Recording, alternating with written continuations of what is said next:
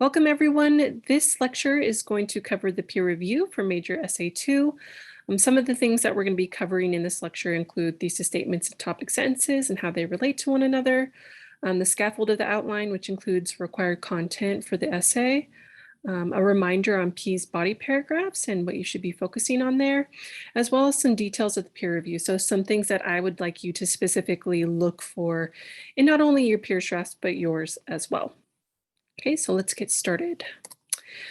So first up, we have this silly little picture of a dog jumping on a trampoline. And what this is supposed to represent is the connection between thesis statements and topic sentences. So if you look at this trampoline, you can see that the trampoline represents the thesis statement. This should provide a foundation of your essay. It is kind of like a roadmap for your readers. It allows them to see what the rest of your paper is going to be about.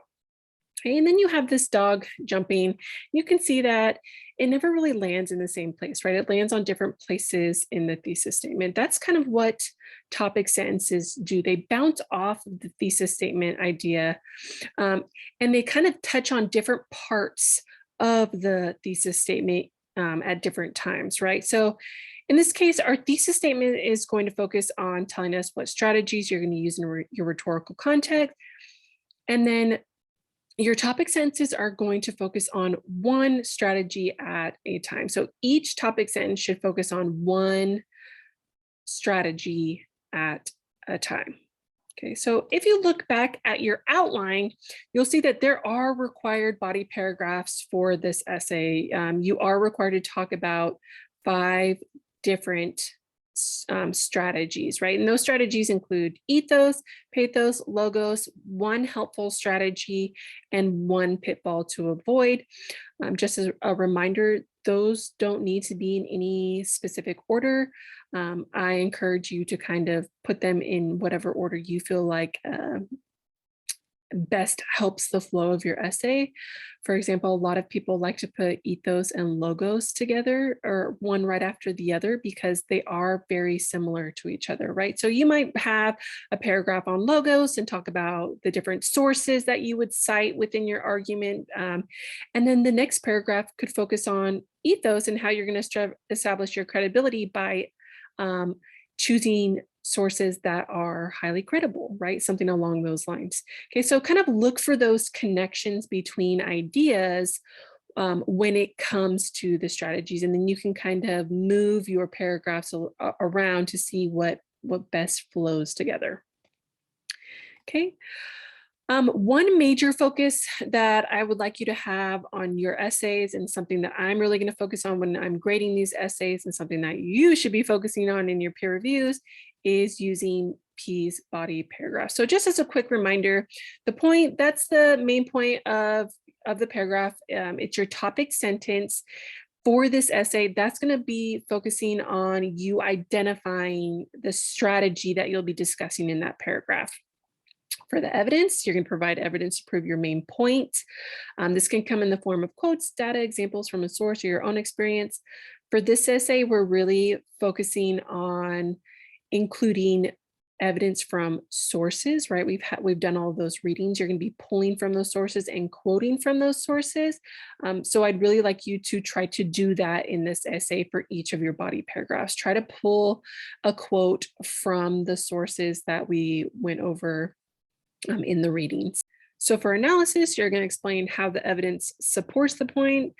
This briefly summarizes and explains how the evidence supports your point. I will go over some specifics that I'd like you to look into for that.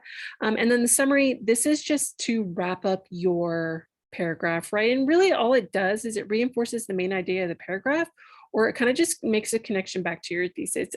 To me, it's very similar to the topic sentence. You're just closing the paragraph off so that it doesn't just jump into a new point. Okay, so when you're peer reviewing, I want you to focus on some specific parts of the P's paragraph. So I have very specific questions here for you to think about. So when looking at the point or the topic sentence of each paragraph, I want you to identify whether that topic sentence identifies the strategy, right? Do they tell you what strategy they're going to use in in that specific paragraph, right? Because remember that each paragraph should focus on one strategy at a time. Okay, for the evidence, does the evidence define or explain what the strategy is, right? When you're pulling from the sources, that is what the evidence should be doing, right? It should either define or explain it, right? How can it be used in an argument? Okay, is any of the information repetitive or unnecessary? So when I talk about repetitive, I really want you to look at their topic sentence and the evidence, right? A lot of people might accidentally define the evidence in the topic sentence and then they define it again in the evidence. You want to make sure that they're not doing it because it sounds very repetitive. So instead, you might recommend to them that they take out that definition in their topic sentence, or that they find a different quote that maybe talks about how to utilize that strategy instead of defining it. Right.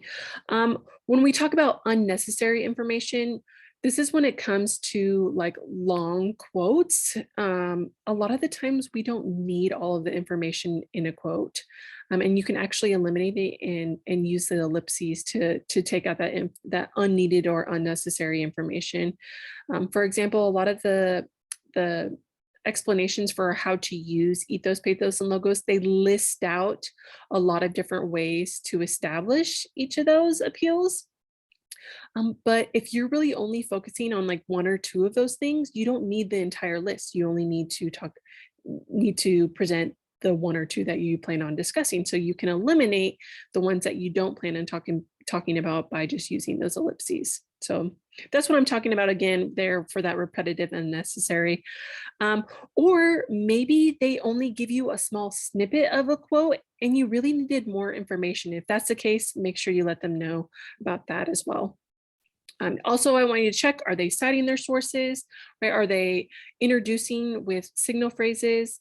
I do want to remind you that when you introduce a source for the first time, you should fully introduce it with the title, author, and credentials. And that helps build your own credibility. After that, you can just use last names, right? But quotes should never just be thrown in there. You should always have a signal phrase like according to so-and-so, or such and such source says blank, right? So don't ever just throw a quote in there. So be on the lookout for that they are not doing that they're always starting with at least a signal phrase. Okay. And then also look at if they're using any parenthetical citations when needed. For example, if they're quoting from a TED Talk, they should be including a timestamp of when that quote was said in that video. Okay, so if you see that they're quoting from a TED Talk and they don't have a timestamp, that's something that you could point out to them. Okay, next up is the analysis. This is probably where the writer is going to spend the majority of their time on their essay, because this is really where they're going to lay out their game plan here. So a couple things I want you to look out for here. Right, first, does the analysis show a direct connection to the evidence? Is their game plan directly related to what they cited from the source, right? For example, if I cited from a source about pathos and I said one way to do that is through storytelling, and then my analysis never mentioned storytelling and how I would use storytelling, then they're not directly connected, right? So make sure that they are directly connected. If I say that one way to use pathos is to use storytelling, then my explanation of the strategy, my analysis should talk about what storytelling I would bring up and the effect that it would have and so on and so forth. So make sure that there's that direct connection, right? Also look at, do they tell you how they plan on using the strategy with their identified audience? Right? Do they provide enough context to help you understand why or how they would use this strategy?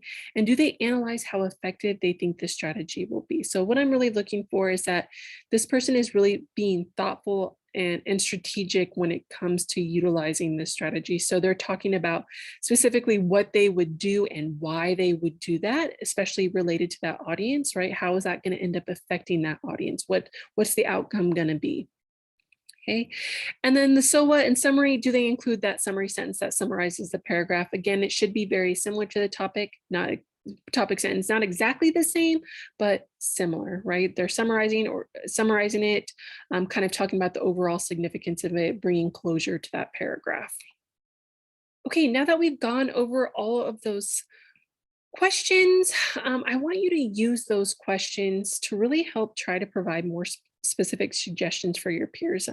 This tended to be the number one thing that was pointed out during the peer review ratings in Unit 1. A lot of you guys said that the peer reviews were helpful, but you would have liked more specific suggestions. So I really want you to focus on that this time around. Um, Really try to point to specific areas where your peer could make adjustments to their paper so that they can have a solid um, first draft to turn in to me for my feedback. If you have any questions about peer review or just want to discuss your paper in general, let me know. Happy peer reviewing, everyone.